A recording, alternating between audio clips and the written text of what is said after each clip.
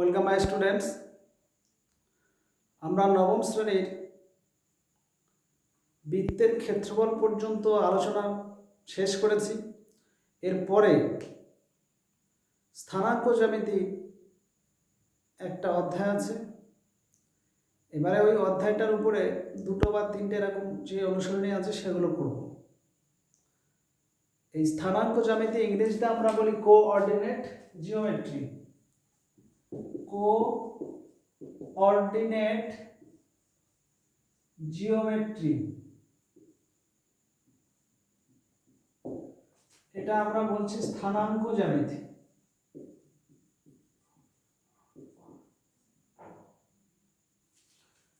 এই স্থানাঙ্ক জ্যামিতির ফার্স্ট যে এক্সারসাইজটা আসবে সেটা একটা লাইন সেগমেন্টের ডিভাইড নিয়ে। যেমন কি মনে করো এবি একটা লাইন সেগমেন্ট, মানে সরল রেখাংশ, এটাকে যদি ডিভাইড করা হয় মনে করো সি বিন্দুতে, তাহলে এইটা একটা রেখাংশ পাবো, এটাও একটা রেখাংশ পাবো। এই দুটো ভাগ, একটা দৈর্ঘ্য আমরা যদি 5 সেমি ধরি আর এটা 2 সেমি ধরি, তাহলে এসি ইজ টু যদি বিসি চাই তাহলে 5 সেমি ইজ টু 2 সেমি কাটাকাটি করলে 5:2 হবে। 5:2 হবে। এই জায়গায় যদি এম আর এন হতো, এটা এম একক এটা এন একক, তাহলে অনুপাতটা আমার m:n হতো। এটা রেখাংশকে আমরা ডিভাইড করলে সেই দৈর্ঘ্যের অনুপাতটা পাচ্ছি। এবারে স্থানাঙ্ক বলতে কি? স্থানাঙ্ক বলতে কোনো একটা স্থানে বিন্দুকে এক্স অক্ষ আর ওয়াই অক্ষের সাপেক্ষে প্রকাশ করে দেওয়া। কিরকম? ধরো একটা ওয়াই অক্ষ, এক্স অক্ষ, এইখানে একটা বিন্দু, এই ডিসটেন্সটা ওয়াই আর এটা যদি এক্স হয় তাহলে এই বিন্দুর স্থানাঙ্ক হচ্ছে এক্স কমা ওয়াই। এবারে আমরা এখানে ধরো বিন্দু নিয়ে নিলাম x1, y1, এখানে x2, y2। এই বিন্দু নিয়ে যদি এইটা 5 এটা 2 যে সি বিন্দুর স্থানাঙ্কটা আমরা বের করতে চাই, ধরো এইটা কিছু একটা হবে, সেই স্থানাঙ্কটা কত সি বিন্দু, তখন আমরা এই ফর্মুলা প্রয়োগ করব। এবারে ফর্মুলাগুলো আসছে কোথা থেকে বেসিক্যালি আমি একটু আলোচনা করে দিই, ঠিক আছে? এই ফর্মুলাটা প্রুভ করতে গেলে আমাকে সিমিলারিটি বা সদৃশতা সম্পর্কে কনসেপ্ট থাকতে হবে। তাহলে ওইটা প্রমাণ করব না, জাস্ট আমি একটু আলোচনা করে দিচ্ছি। কিরকম? মনে করো এবিসি একটা ত্রিভুজ আর একটা ত্রিভুজ নিচ্ছি পিকিউআর। যদি এ কোণটার সঙ্গে পি কোণ সমান, বি কোণটার সঙ্গে কিউ কোণ সমান আর সি কোণটার সঙ্গে আর কোণ সমান হয়, মানে বললাম কি এ কোণ সমান পি কোণ, বি কোণ সমান কিউ কোণ আর সি কোণ সমান আর কোণ, এই বাহুগুলোর দৈর্ঘ্য অসমান হতে পারে, মানে বড় ছোট হতে পারে, তখন এই ত্রিভুজ দুটো সদৃশকোণী হবে। তাহলে ত্রিভুজ এবিসি সদৃশকোণী ত্রিভুজ পি কিউ আর, এইটা সদৃশকোণীর চিহ্ন। এটাকে সিমিলার ট্রায়াঙ্গেল বলা হয়, সিমিলার বা সদৃশ। দুটো ত্রিভুজের তাহলে একটির 3টি কোণ আরেকটির 3টি কোণের সঙ্গে যদি সমান হয়, ত্রিভুজ দুটি সদৃশকোণী হবে। আর সদৃশকোণী হলে যে যে কোণ সমান হয় তার বিপরীত বাহু মানে অনুরূপ বাহুর অনুপাত সমান হবে। তাহলে আমার সি কোণের সঙ্গে আরটা সমান তো, তাহলে এই কোণের ঠিক বিপরীত বাহু এবি, আর কোণের বিপরীত বাহু হচ্ছে পিকিউ, আবার এই এ কোণের বিপরীত বাহু হচ্ছে বিসি, আর পি কোণের বিপরীত বাহু কিউআর, একইভাবে এসি বাই পিআর। তা দুটো সদৃশকোণী ত্রিভুজ থেকে বাহুর অনুপাত এটা বলা যায়। ক্লিয়ার? এবার আসি আমরা এই যে নবম শ্রেণীতে আলোচনা করছি যেটা, এখানে আমরা যে উপপাদ্যগুলো জানি সেইখান থেকে সদৃশকোণী নিয়ে আর একটু ডিপলি ডিসকাস করে দিই এটা কিভাবে আসে। যেমন দেখো,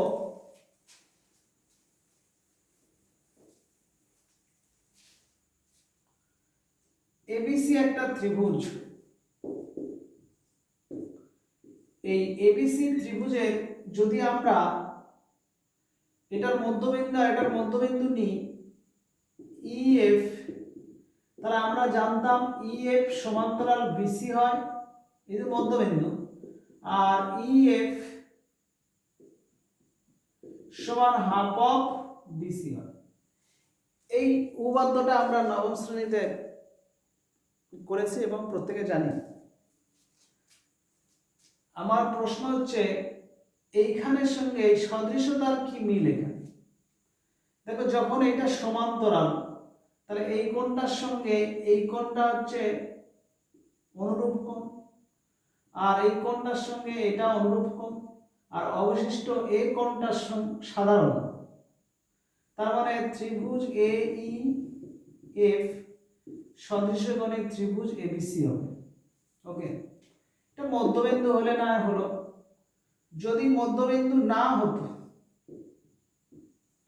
আমি যদি যে কোনো একটা টেনে দিতাম, ধরো এটা এক্স ওয়াই সমান্তরাল বিসি, এরকম টেনে দিলাম, তাহলে আবার একই এইটার সঙ্গে এটা অনুরূপ কোণ, এইটার সঙ্গে এইটা অনুরূপ কোণ, আর এই কোণটা সাধারণ, তাহলে আমার এ এক্স ওয়াই সদৃশকোণী ত্রিভুজ এবিসি হবে।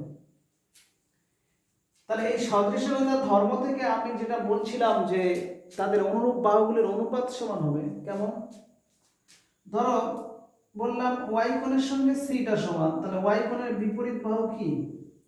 এক্স, আর সি কোণের বিপরীত বাহুটা হচ্ছে এবি, তাহলে এ এক্স বাই এবি। একইভাবে এ ওয়াই বাই এসি হবে, এ ওয়াই বাই এসি। একইভাবে এক্স ওয়াই বাই বিসি। উপরে যে বাহুগুলো থাকবে সেটা যে ত্রিভুজটা এক ধরবে প্রথমে, তার বাহুগুলো উপরে আর বাকিটা নিচে থাকছে। তাহলে এই সদৃশকোণিতার ধর্ম থেকে এটি আমরা বলতে পারি। ক্লিয়ার? এবারে সদৃশকোণিতা একটা ত্রিভুজের ভিতরে একসঙ্গে যুক্ত অবস্থা থাকতে পারে দুটো ত্রিভুজ, বা দুটো ত্রিভুজ সেপারেট আলাদা আলাদা থাকতে পারে। সেক্ষেত্রে আমাদের রুলস কিন্তু একটাই হবে। ওকে, তার এই স্থানাঙ্ক জ্যামিতির যে কোন টপিকের উপর আলোচনা করছো, এটা হচ্ছে অন্তর্বিভক্ত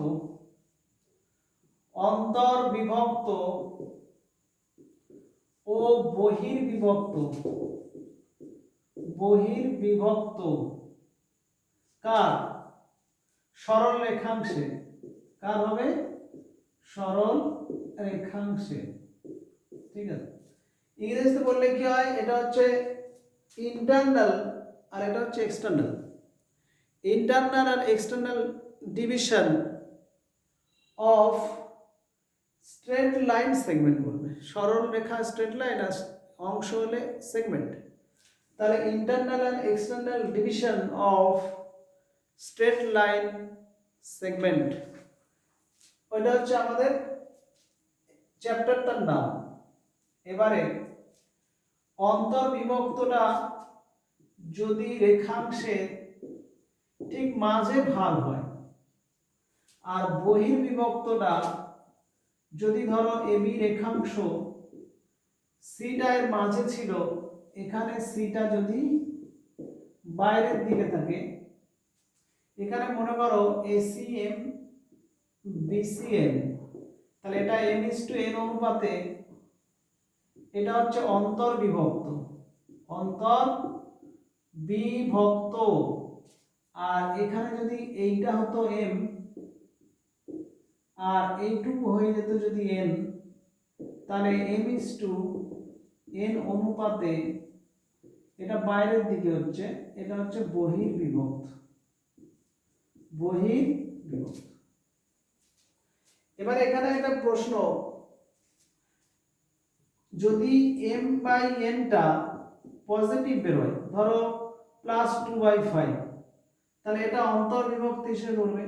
কোন ক্ষেত্রে ক্যালকুলেশন করে m/n সমান -2/5 এরকম বেরোলে সেটা বহির্বিভক্ত ধরবে। তার মানে কোন একটা ম্যাথের ভিতরে এমন একটা কোশ্চেন করে দিল যে m/n -2/5 নেগেটিভ বেরিয়ে গেল, তখন মনে করবে এটা বহির্বিভক্ত হয়েছে ওই বিন্দুটায়। আর যদি পজিটিভ বেরোয় অন্তর্বিভক্ত ধরবে। এটা সিম্বল থেকে সিদ্ধান্ত নেওয়ার একটা কৌশল, এটা জানিয়ে দিলাম। নেক্সট, এবারে এইগুলো আমরা প্রমাণ কিভাবে করব, দেখো প্রমাণটা, প্রশ্নটা ফার্স্টে দেখো, ধরো এই একটা বিন্দু এ আর এই একটা বিন্দু বি, ধরো এর স্থানাঙ্ক হচ্ছে x1, y1, আর এই বিন্দুটার স্থানাঙ্ক হচ্ছে x2, y2। এই বিন্দু দুটো ধরো সি বিন্দুতে m/n অনুপাতে ভাগ হচ্ছে, মানে এসিটা m দৈর্ঘ্য, বিসিটা n দৈর্ঘ্য। তাহলে এই সি বিন্দুর স্থানাঙ্ক কত হবে? সি বিন্দুর স্থানাঙ্কটা কত হবে? তা যেটা মাঝে আছে সেটা আমরা কি জানি, অন্তর্বিভক্ত হচ্ছে।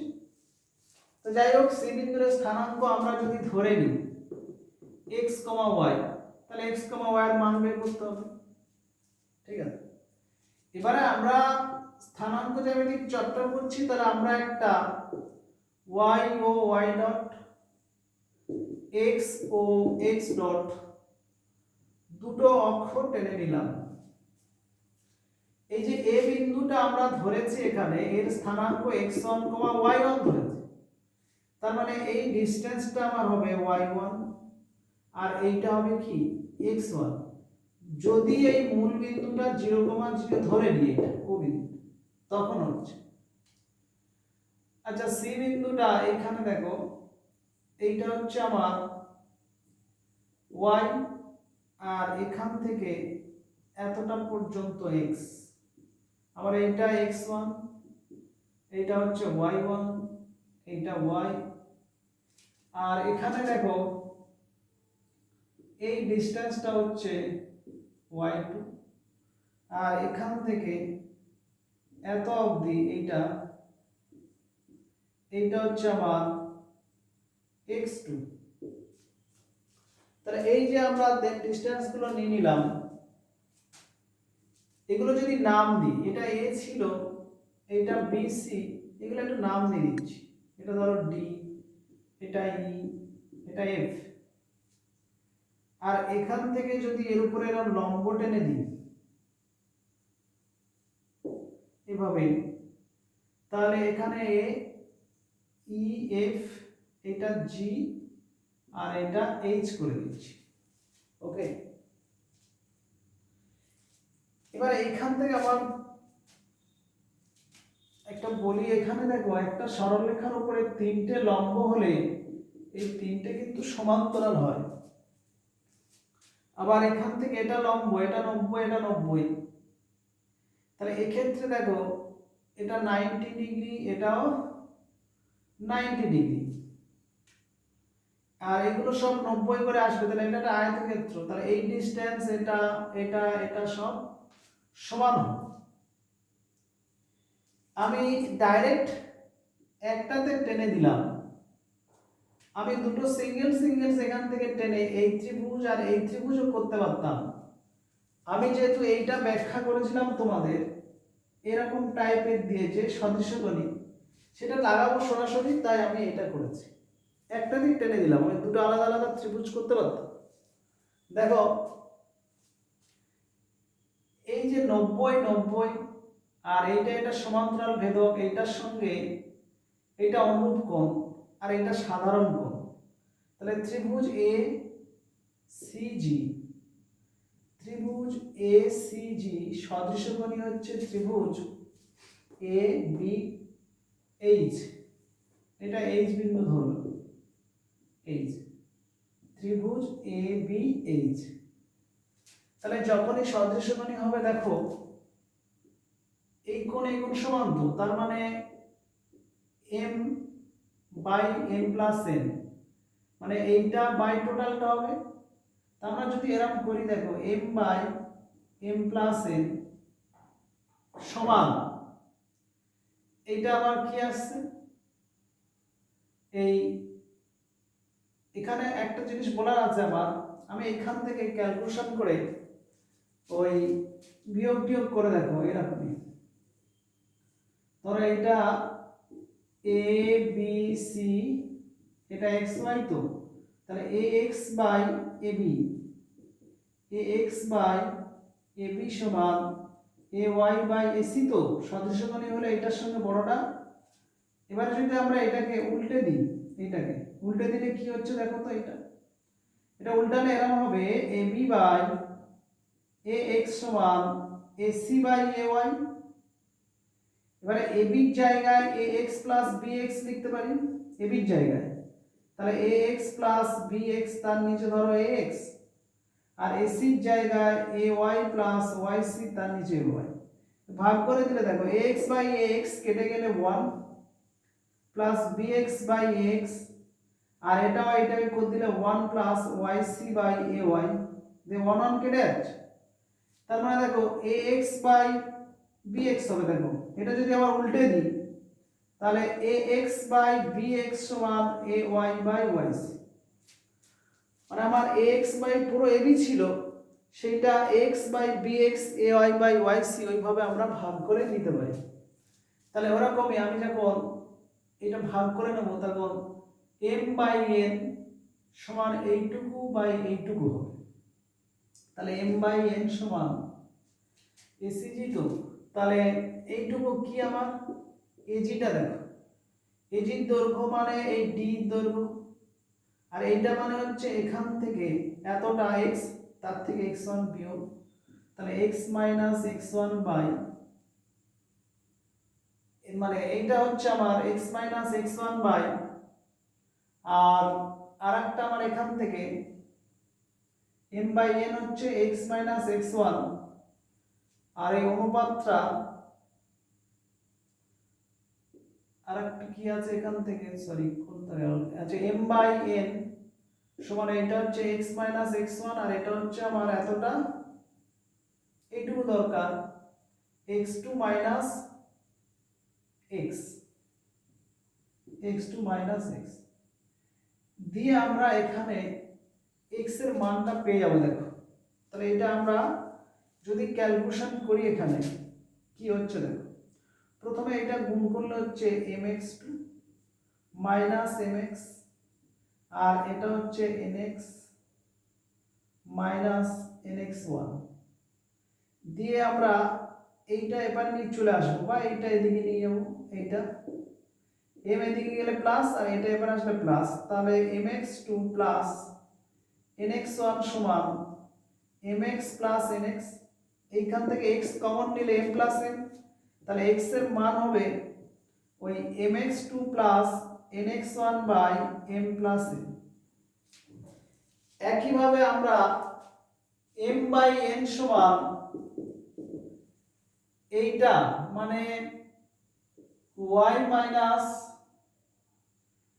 y1 by y2 minus y দিয়ে এটা ক্যালকুলেশন করে আমরা এখান থেকে y ও পাবো my2 plus ny1 by m plus n। তাহলে এই বিন্দুর স্থানাঙ্কটা আমরা কি পাচ্ছি, mx2 plus nx1 by m plus n। এবার এটা টেক্সট বুকে অন্যভাবে আছে, শুধু এখান থেকে আরেকটা এঁকে এই ত্রিভুজ আর এই ত্রিভুজ, সরাসরি এটা টানা নেই, আমি টেনে দিলাম একটাতেই, জাস্ট এটা বোঝালাম বলে, ঠিক আছে।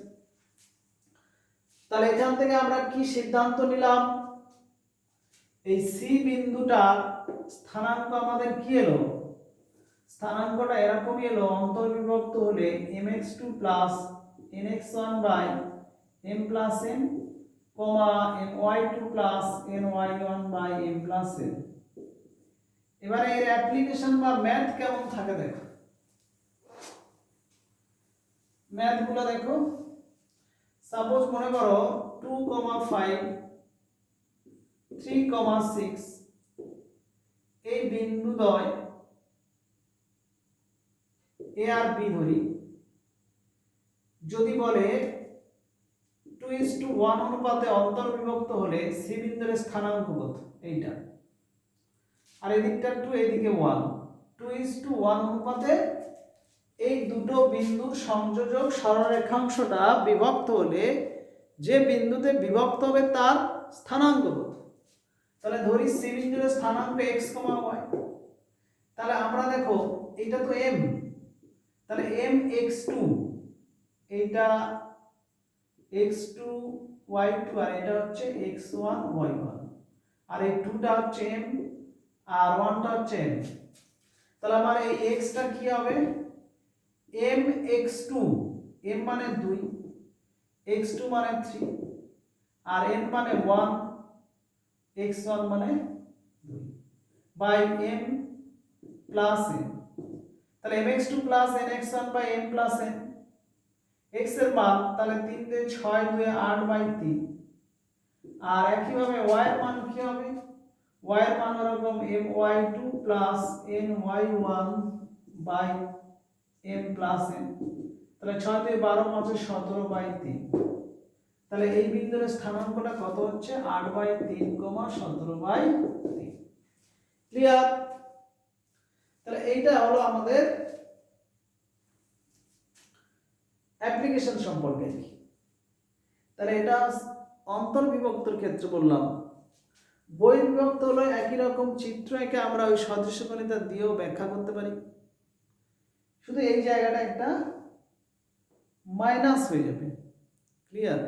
বহির্বিভক্ত হলে সেটা পুরো ডিটেলস আর যাচ্ছি না, প্রুফটা সময় লাগবে, জাস্ট একটু হিন্টস দিয়ে ছেড়ে দিও এটা বহির্বিভক্তটা কি।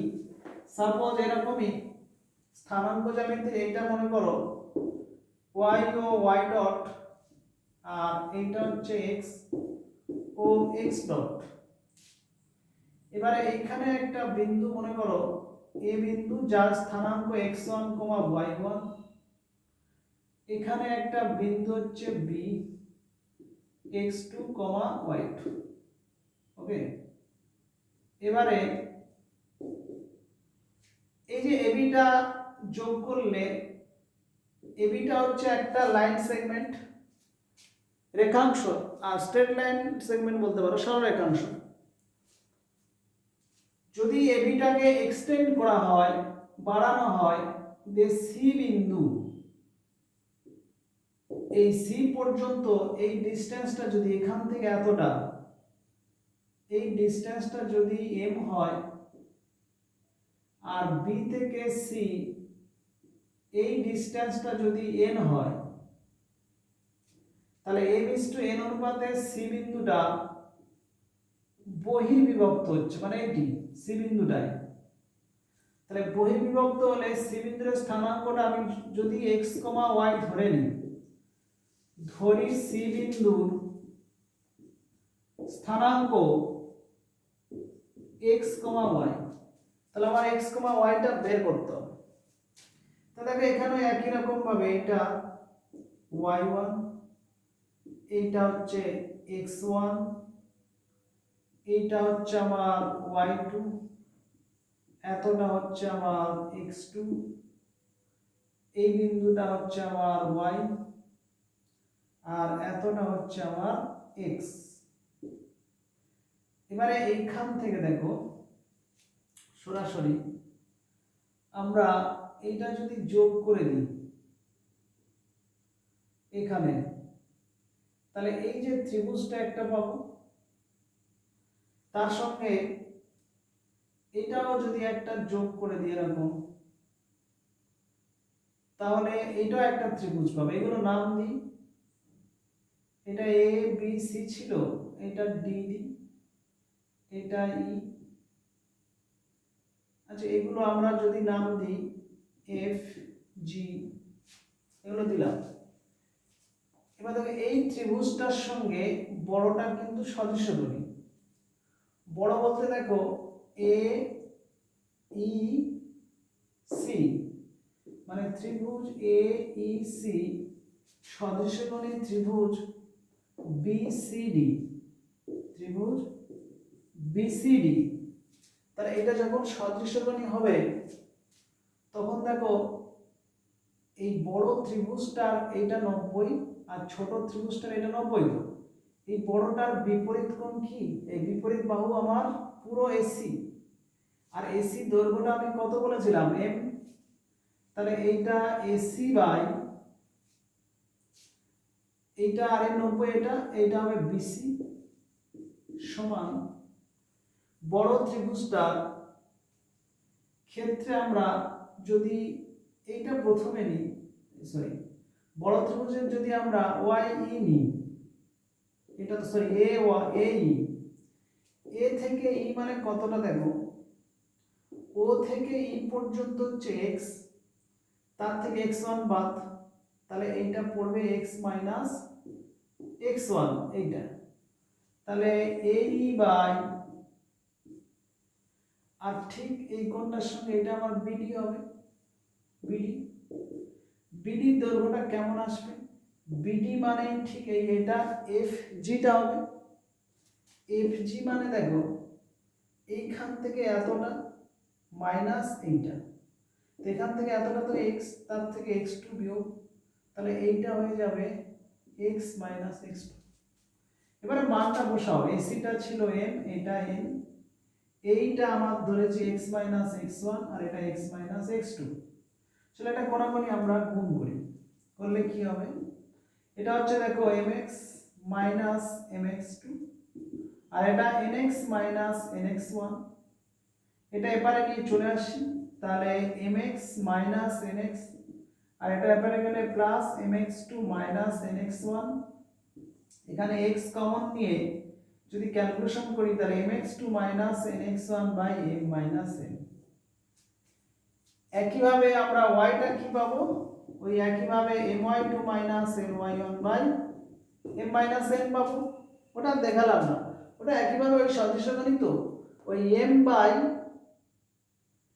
n সমান এইটি করবে, এইটা এইটা প্রথমে বড়টা ধরবে, এইটা বাই এইটা, মানে AC by BD, AC by BD সমান সি ওয়াই সিই বাই, এটা একটা নাম ই এফ জি, এটা এইচ ডি বি, এই কি লিখছি, সিই বাই সিডি। ওকে, ওই মানগুলো বসিয়ে দেবে, দিয়ে ক্যালকুলেশন করে দিলে হয়ে যাবে আমার। কিরকম? এটা এসিটা এম, বিডিটা এন, সিটা দেখো, সিটা মানে টোটাল এটা ওয়াই, ওয়াই থেকে এইটুকু y1, তাহলে y মাইনাস y1, আর সিডিটা মানে কি পুরো y থেকে এইটা বাদ মানে y2 টা বাদ, তাহলে y মাইনাস y2। এখান থেকে আমার y এর মানটা এটা বেরিয়ে যাবে। তাহলে এটা হচ্ছে m:n অনুপাতে হচ্ছে বহির্বিভক্ত। ক্লিয়ার? তাহলে এইগুলো একটু মাথায় রাখবেন। তাহলে অন্তর্বিভক্ত বললাম, বহির্বিভক্ত বললাম। এবারে কিছু কিছু অ্যাপ্লিকেশন এমন ঘোরানো থাকে, সেগুলো নিয়ে আমি পরের দিন আরো ডিটেলস যাব। তবে এখান থেকে আরেকটু আলোচনা করি। এ বিন্দুটা আমার তাহলে কি হলো? x1, y1।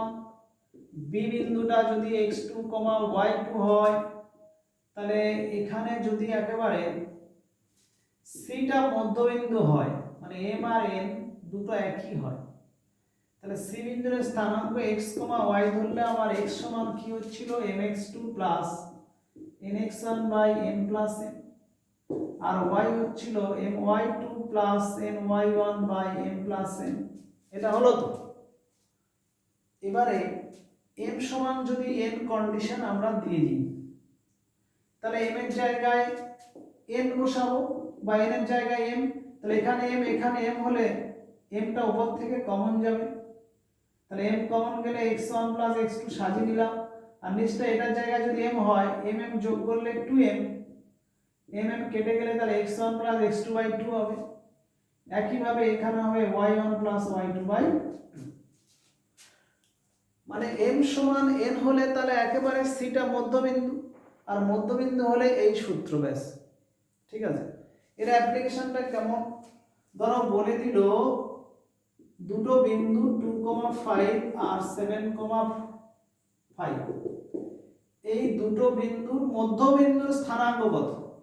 তাহলে মধ্যবিন্দুর স্থানাঙ্ক হচ্ছে এই তো x1 plus x2 by 2, y1 plus y2 by 2, তাহলে 7 2 এর 9, এটা 6 ধরি ভালো হবে, এই 8, তাহলে 8 ধরলে তাহলে এটা 5,5 হয়ে যাচ্ছে, ভালো একটা। তাহলে এক্ষেত্রে আমরা মধ্যবিন্দুর স্থানাঙ্ক এভাবে বের করতে পারি। ঠিক আছে, তাহলে এই অন্তর্বিভক্ত থেকে মধ্যবিন্দু থেকে একটা আরো একটা থিওরি বা সূত্র একটা দেখো কিভাবে আসে।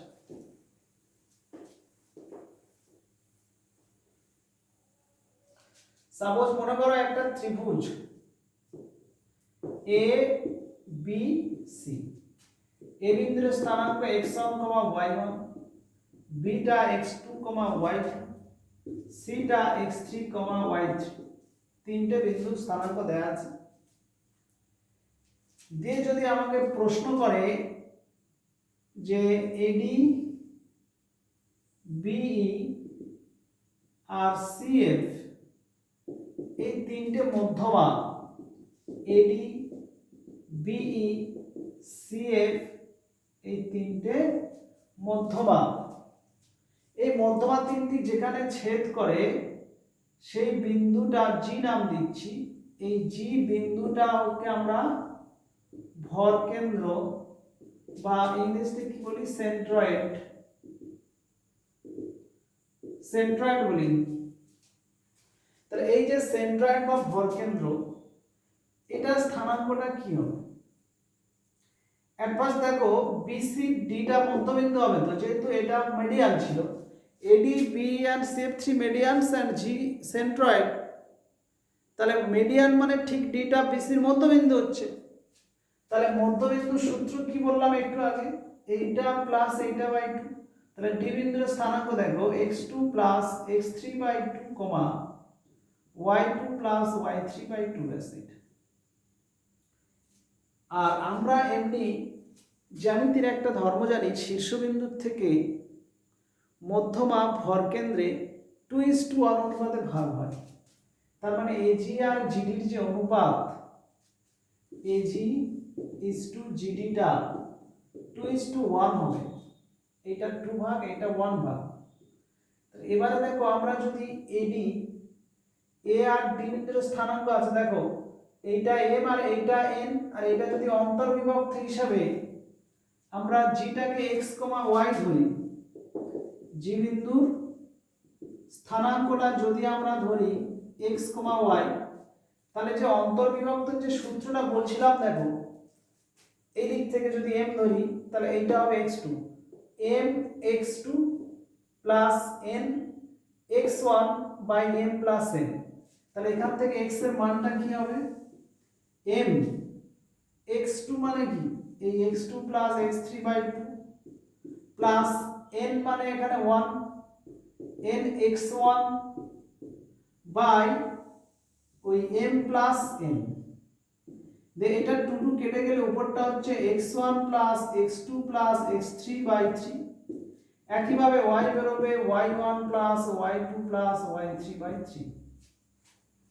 তাহলে এই ভরকেন্দ্রের বা সেন্ট্রয়েডের স্থানাঙ্কটা কি দাঁড়ালো? x1 plus x2 plus x3 by 3, y1 plus y2 plus y3 by 3। তাহলে এইখানে আমাদের একটা সূত্র পেলাম কি, একটা ত্রিভুজের তিনটি শীর্ষবিন্দুর স্থানাঙ্ক যদি x1, y1, x2, y2 and x3, y3 হয়, তাহলে ভরকেন্দ্রের স্থানাঙ্ক হবে এটি। ওকে, এছাড়া আমরা ডিটেলস আরও এইটা টেক্সট বুক থেকে বললাম, ডিটেলস আমরা ওই লম্ববিন্দু, পরিকেন্দ্র, তারপরে অন্তকেন্দ্র, এই সব বিন্দু স্থানাঙ্কগুলো কিভাবে আসে আমরা কিন্তু পরের ক্লাসটাতে আমি আরও ডিটেলস আলোচনা করব। এই অধ্যায়টা আজকের এতটুকু যেগুলো বোঝালাম এইগুলো দিয়ে ম্যাথগুলো হবে আর কি। তবুও আমি এক্সারসাইজটা সলভ করিয়ে দেবো, তার সঙ্গে আমি টেক্সট বুকের বাইরেরও কিছু থিওরি যেগুলো বললাম ওগুলো একদিন ডিসকাস করে, একটু টাইম লাগবে। আজকের ওটা আলোচনা করতে যদি শুরু করে দিই তাহলে অনেকটা সময় লেগে যাবে। এবারে আসি, দেখো ধরো বলে দিল এইটা হচ্ছে এক্স ও এক্স ডট, এটা ওয়াই ও ওয়াই ডট। অনেক সময় এরকম বলে দেয়, দুটো বিন্দু বলে দেয়। ফার্স্ট কোয়াড্র্যান্টে একটা বিন্দু নিচ্ছি ধরো 5,5, আর এখানে সেকেন্ডে একটা নিচ্ছি -5,3। ওকে, তাহলে এখানে একটা বিন্দু নিয়ে নিলাম আর এখানে একটা বিন্দু, সাপোজ এটা এ আর এটা বি বিন্দু। এই এবিটা যোগ করলে, এই এবিটাকে যোগ করলে এই দিক থেকে এটা ধরে নিচ্ছি আমি এম হলো, আর এইটা মনে করো এন হলো। যদি প্রশ্ন করে এরকমই যে 5,5 এবং -5,3 বিন্দু দ্বয় দ্বারা যে সরল রেখাংশ হবে, যে সরল রেখাংশ হবে তাকে y অক্ষ কি অনুপাতে বিভক্ত করবে।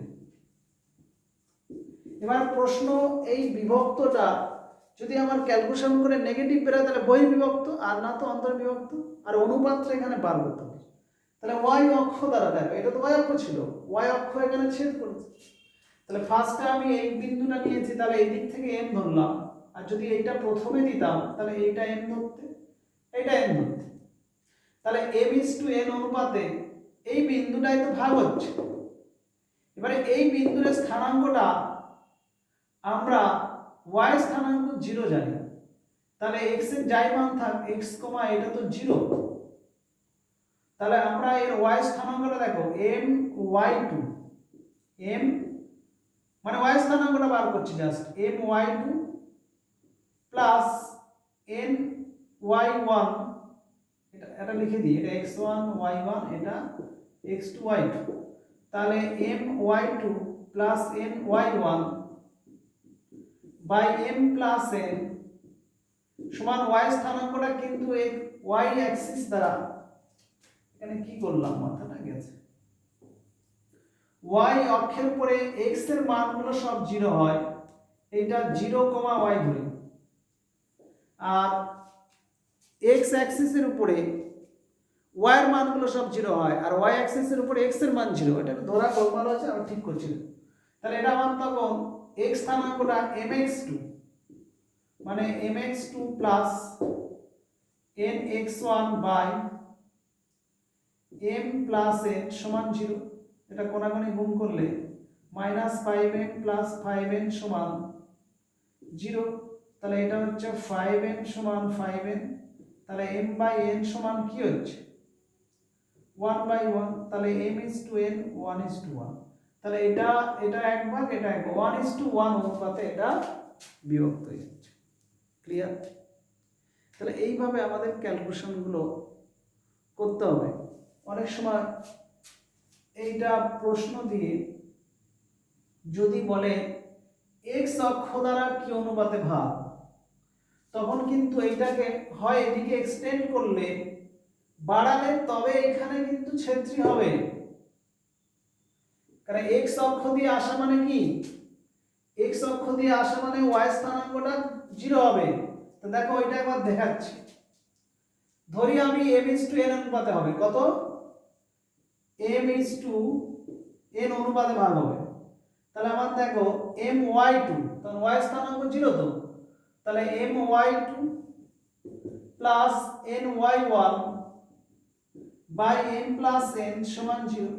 তাহলে এখান থেকে 3m প্লাস 5n সমান হবে 0।